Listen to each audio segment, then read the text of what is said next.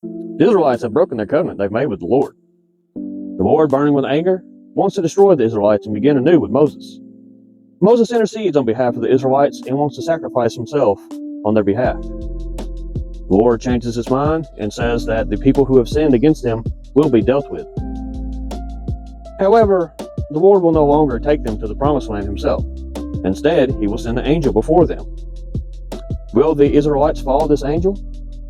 Or will Moses intercede between them and the Lord once again?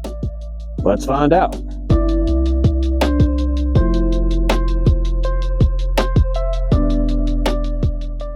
Hey there, everyone. Welcome to Tyler Talks Bible. Where we last left off, the Israelites, with Aaron's help, decided to make a golden calf as a god for themselves.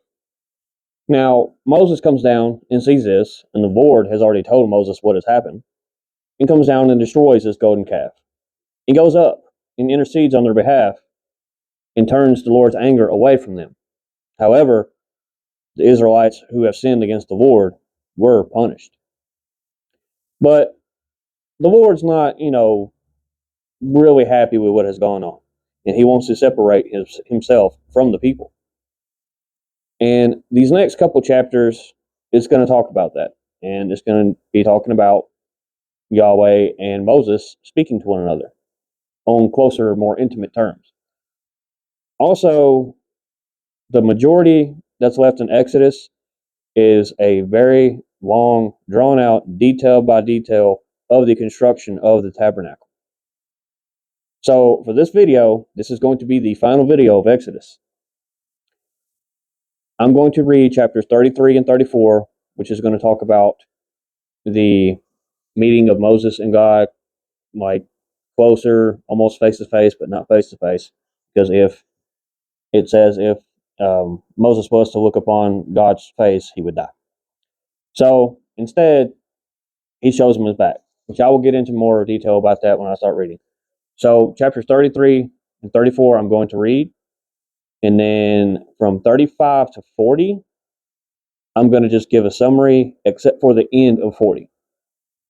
And I'll leave what the end of 40, the last, I think 4 or 5 verses of 40, what that's going to be talking about. So let's get started. Jumping right in. And those who don't know, I am reading the NIV.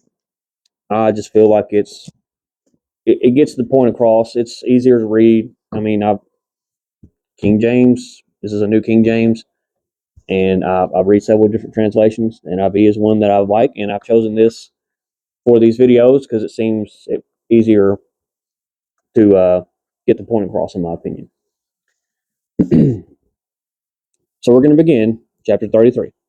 Then the Lord said to Moses, "Leave this place, you and the people you brought up out of Egypt, and go up to the land I promised on oath to Abraham, Isaac, and Jacob, saying, I will give it to your descendants. I will send an angel before you and drive out the Canaanites, Amorites, Hittites, Perizzites, Hivites, and Jebusites. Go up on to the land flowing with milk and honey, but I will not go with you, because you are a stiff-necked people, and I might destroy you on the way." When the people heard these distressing words, they began to mourn, and no one put on any ornaments, for the Lord had said to Moses, "Tell the Israelites, you are stiff-necked people. If I were to go with you even for a moment, I might destroy you. Now take off your ornaments, and I will decide what to do with you."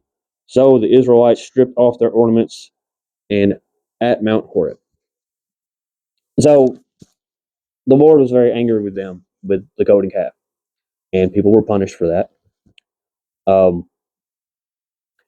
But now these are, the people, the descendants of Abraham, Isaac, Jacob. So he's staying true. The Lord is staying true to the covenant he made. Unlike the Israelites, who were given these commands and promise that we agree to all the terms, and then Moses is gone for about a little over a month, and then they just kind of turned their back on what they, had agreed with. So he uses the term stiff-necked, which means they're just very stubborn, hard-headed. They don't listen. And now the Lord is saying, I'm not going to go with you. I'm still going to let you go to the promised land, but instead of me guiding you, and being with you like I said I would. Now, because you've broken my covenant, I'm just going to have this angel go out and guide you there instead of me being with you. Which the people are really upset by this because this means that while they're traveling, they won't have the protection of God. You know, they could be attacked by other people groups and be destroyed and taken out. You know, during the time they traveled to Mount Sinai, the Lord provided for them food and water and everything. So I can only imagine that the thoughts that were crossing their mind when Yahweh's like, I'm not going to go with y'all anymore. They're probably thinking, like, how are we going to be able to survive without Him being there for us? So let me pick up here on verse 7. Now Moses used to take a tent and pitch it outside the camp, some distance away, calling it the tent of meeting. Anyone inquiring of the Lord would go to the tent of meeting outside the camp, and whenever Moses went out to the tent, all the people rose and stood at the entrance to their tents, watching Moses until he entered the tent. As Moses went into the tent, the pillar of cloud would come down and stay at the entrance, while the Lord spoke with Moses. Whenever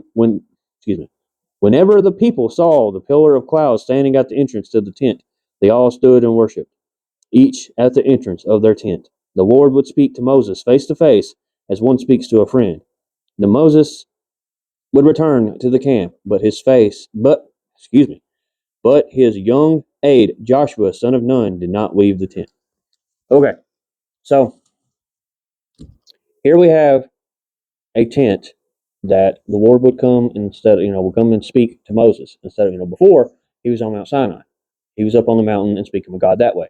But now the cloud of smoke is coming down to this tent, and this is where Moses and the Lord are speaking. Now it says here face to face, which I kind of said there in opening, if Moses or anybody were to look upon the Lord's face, it says you will die.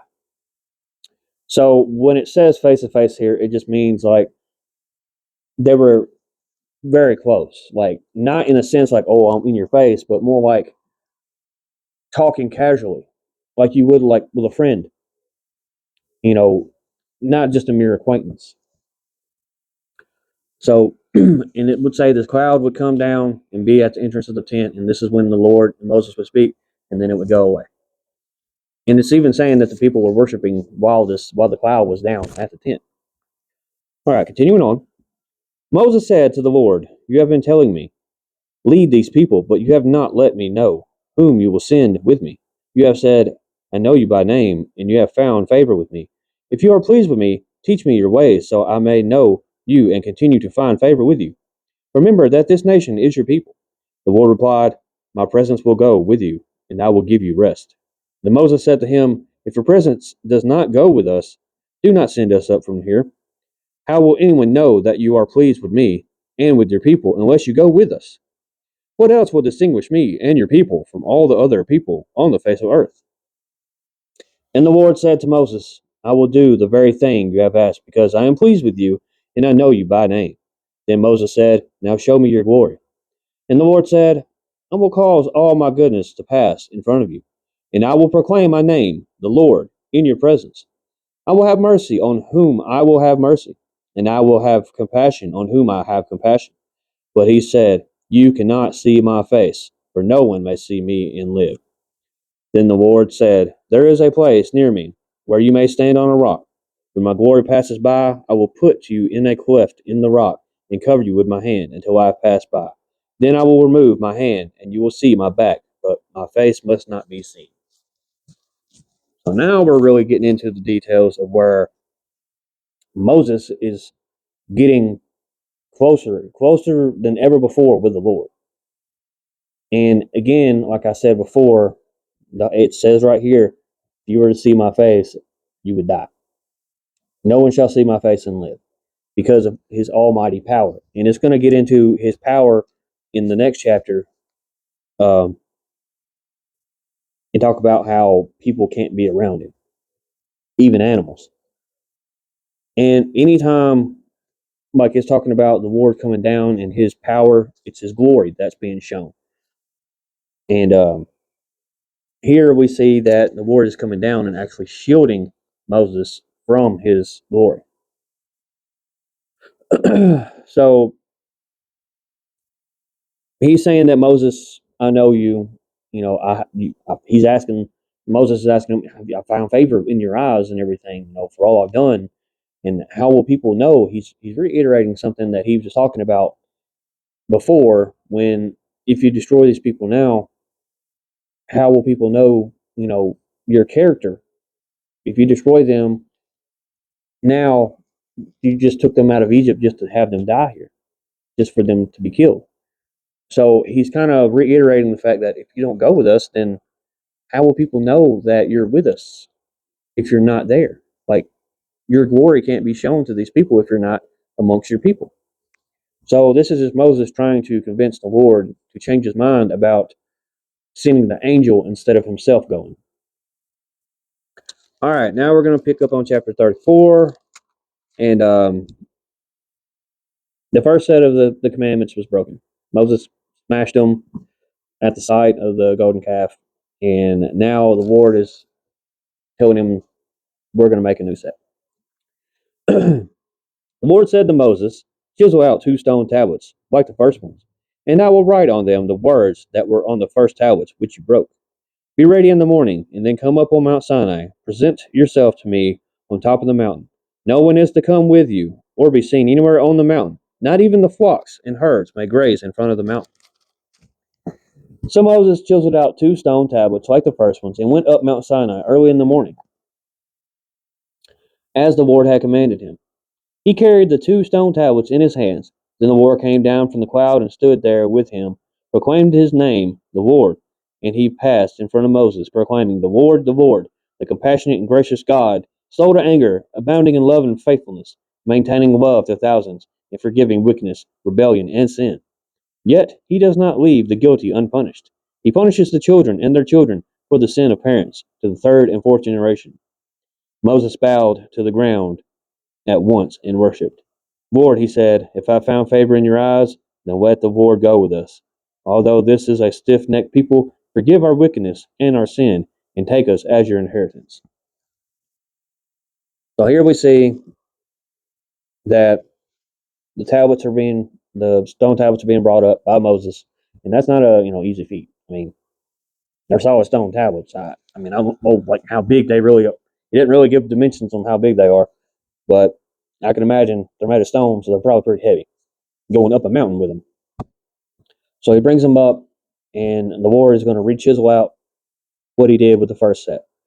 And he's coming in and talking about himself in the third person, about how great and glory, like how awesome the Lord is. Talking about how he's loving, kind, slow to anger, quick to forgive sin and wickedness.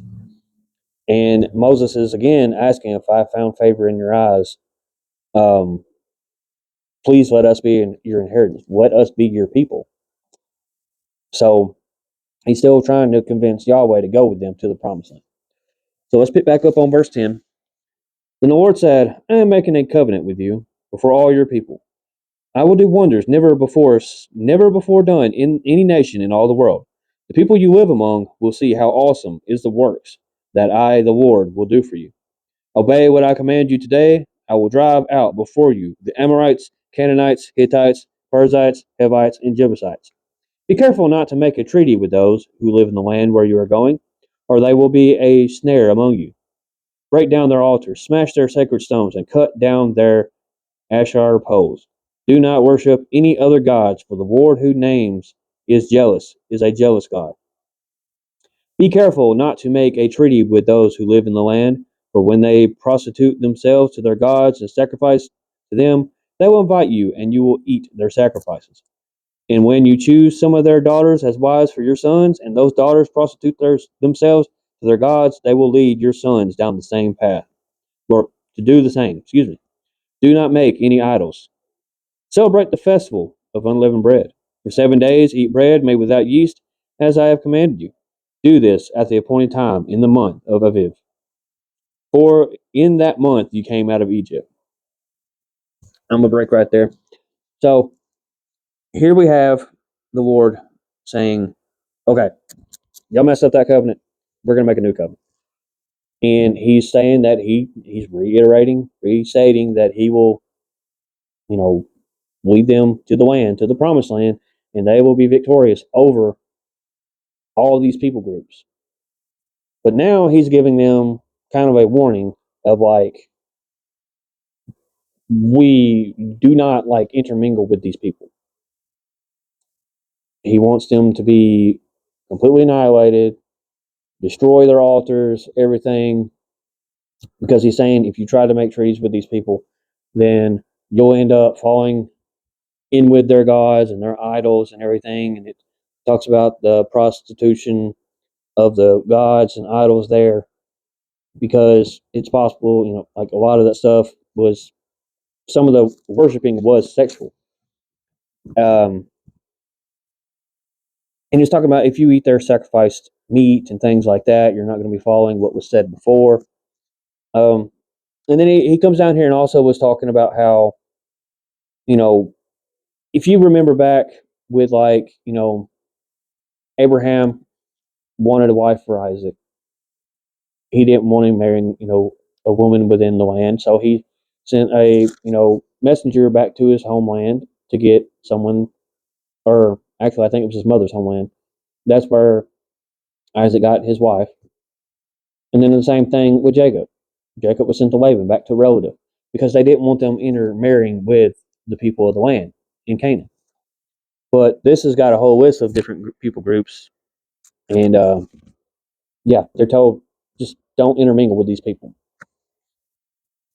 And also, it talks about the celebration of unleavened bread, which was talking about the Passover when they were, you know, the destroyer came through and they were saved through the sacrificed lamb, and the blood was put upon the door. They're called to keep celebrating this. Um, and then it's going to continue on in verse 19. The first offspring of every womb belongs to me, including all the firstborn males of your livestock, whether from the herd or flock. Redeem the firstborn donkey with a lamb, but if you do not redeem it, break its neck. Redeem all your firstborn sons. No one is to appear before me empty handed. 6 days you shall labor, but on the seventh day you shall rest. Even during the plowing season and harvest you must rest. Celebrate the festival of weeks with the first fruits of the wheat harvest, and the festival of in gathering. Excuse me, cannot speak. At the turn of the year, 3 times a year, all your men are to appear before the sovereign Lord, the God of Israel. I will drive out nations before you and enlarge your territory, and no one will covet your land when you go up 3 times each year to appear before the Lord your God. Do not offer the blood of a sacrifice to me with anything containing yeast, and do not let any of the sacrifice from the Passover festival remain until morning. Bring the best of the first fruits of your soil to the house of the Lord your God. Do not cook a young goat in its mother's milk. Then the Lord said to Moses, write down these words, for in accordance with these words I have made a covenant with you and with Israel. Moses was there with the Lord 40 days and 40 nights without eating bread or drinking water, and he wrote on the tablets the words of the covenant, the 10 Commandments. So now we have the true 10 Commandments have been made. And it's talking about, too, it's reiterating a lot of things from the commandments that were given previously. And other things that were talked about. And it's talking about, celebrate these festivals, uh, redeeming the firstborns, like during the Passover. And he's talking about, I will go out before you, and your territory will be large. As long as you follow my commands, you will have abundance and be fruitful. And it does say this little moment here, it's do not cook a young goat in its mother's milk. It doesn't want you to, which a lot of this is going to be coming up in Leviticus. Um, that was seen as a life source for the young goat, was its mother's milk. So it doesn't want you to cook the baby in the milk, because that's kind of, you see what I mean there. It's like you're cooking the child in the life source that it should be consuming instead. All right. And it also brings back up the Sabbath too. The Sabbath rest, 6 days you shall labor, on the seventh day you rest. Now here it's very important, and this was a way that Yahweh used to see if they would really follow what he was saying. He tested them back in the wilderness with the whole manna uh, deal. With manna would rain down for 6 days, and on the seventh day there would be none. And still, some people would go out on the seventh day trying to collect more than they needed, but none was there. All right, let's wrap up this. The radiant face of Moses.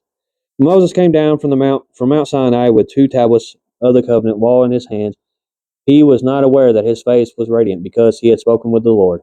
When Aaron and all the Israelites saw Moses, his face was radiant, and they were afraid to come near him. But Moses called to them. So Aaron and all the leaders of the community came back to him, and he spoke to them. Afterwards, all the Israelites came near him, and he gave them the commands the Lord had given him on Mount Sinai.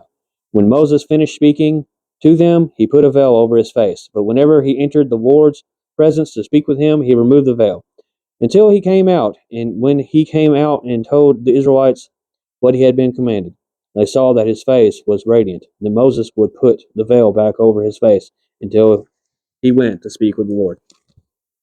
So now, I kind of want to use the word side effect, but being in the presence of the Lord's glory has rubbed off, if you will, on Moses because he's actually been so close with the Lord that he is actually radiating this light from himself. And saying that he comes down with these tablets this time, the commandments, doesn't break this set. So now they have them. And because of this light that he was, exuding, he would wear a veil to, I guess, keep the people at peace. Because when he come down at first, the people are like running away from him. They're afraid of him. And he has to call them back to him and say, no, this is what the Lord commands. So anytime he would go up and down, he would, take the veil off his face to speak with the Lord. But when he would come down, he would tell the people, and then he would cover his face back up. Alrighty. So these next ones here. So chapters 35 to 40. The whole deal here in this section of Exodus was for the people were given instructions. Well, excuse me. Moses was given instructions to build what we call a tabernacle. And the tabernacle is supposed to be a place for the Lord to come and sit with the people, to be in the presence with his people. Because from throughout all this so far, he's been on top of Mount Sinai in a cloud of smoke. Now, it does say that at one point, Moses made it in a meeting and he would come down to the tent. But 90% of the time, he's been up on top of the mountain. But he can't just up and just travel like that and be around the people because it's dangerous. It talks about how dangerous it is for people, even animals, to be near this mountain when the Lord is there. So they want to construct this tabernacle in order for the Lord to be with them. And just, it goes into details. Chapter 35, it just starts off a couple verses with Sabbath regulations, but then it goes into the materials that are needed to build the tabernacle. And it ends up being like Moses ends up having to stop people from bringing things because they have so much abundance of things. And then it reiterates Bezalel and Oholabab. No, I didn't say the names right. These are the people that are going to be like the main builders. And the Lord puts all this information, all this knowledge on how to build all these things on these people. And then chapter 36 goes into uh, the description of the tabernacle and what's needed. And from there on out, chapter 37 talks about the Ark of the Covenant. And that this is actually where God is supposed to be. It is going to be, his mercy seat is what I believe the King James calls it. So then you have the table, which is it just talks about how the table was made. The table, the lampstands were made, the altar of incense, the altar of burnt offering, all these different things. The basin for washing, because after sacrificing, they were supposed to clean their hands. Um, Talks about even the courtyard around because it's an area, and then they would camp around this area. All right. Then it gets into talking about the priestly garments and what the priests are supposed to wear. So it's a lot of information, detailed information, and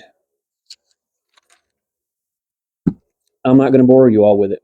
It's just a bunch of stuff, a bunch of numbers that breaks down dimensions and the weight of this, the weight of that, the material that was used.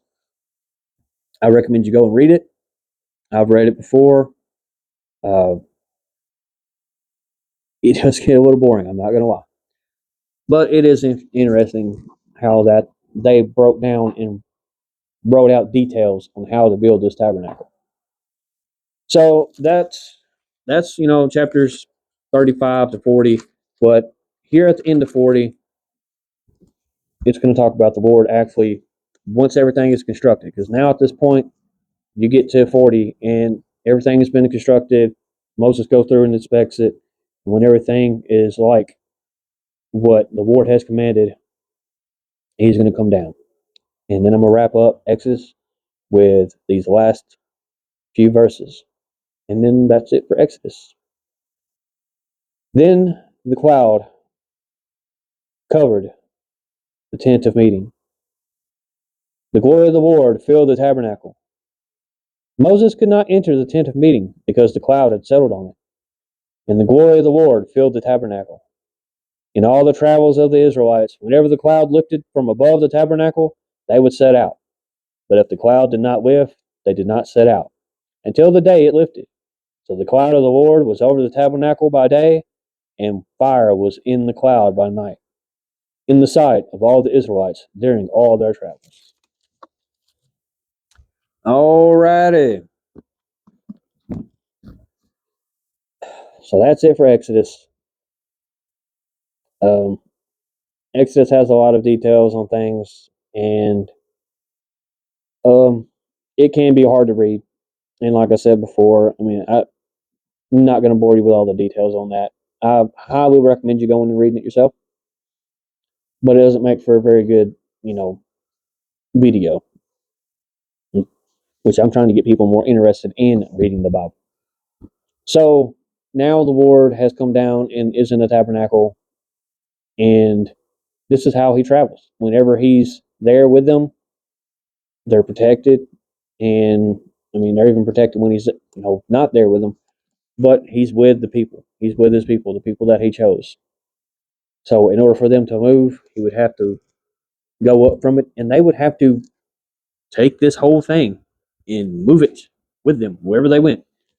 Um, I believe in Leviticus it talks more about on how they moved, because the Ark of the Covenant, where the Ten Commandments were kept and the covenant laws and all that stuff was kept in the Ark, and that was supposed to be the resting place of the Lord while he was there.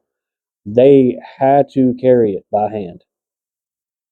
And later in the Bible, once we get into Kings and stuff, we'll find out why. All right, that's it for Exodus. I got through it pretty quick, which, like I said, there's just a lot of detailed information that I didn't want to bore everybody with. And my next video will be picking up in Leviticus. Leviticus, it's got a lot of stuff too. I'm going to do a lot of summarizing in Leviticus as well. And yeah, we'll get to that point when we get to that point. All right, so that's a wrap. I'd like to thank you for your time. Thanks for watching. And as always, God bless.